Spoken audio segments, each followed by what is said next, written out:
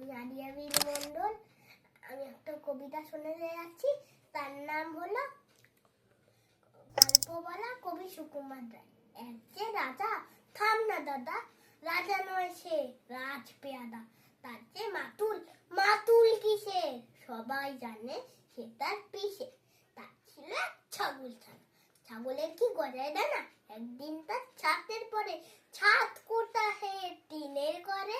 বাগানে উড়ে মালি, মালি নয় তো মেহের আলী। বনের সাথে গাইছে বেহাগ, বেহাগ তো না বসন্ত রাগ। থনা বুকে ছেড়েছি, আচ্ছা বলো চুপ করেছি। এমন সময় বিছানা ছেড়ে হঠাৎ মামা আসলো তেরে। ধরলো সেটা ছুটির ঘোড়া, কোথায় ছুটি তাক যে ভরা। হোক না দেখো তোরটা দেখি, লক্ষ্মী ছাড়া মুখ দেখি। ভোর ভোরতে এসে টুটির পরে পিটবো তোমায় মুন্ডু ধরে। কথার ওপর কে বলে কথা, এখন বাবু পালাও কথা। নমস্কার।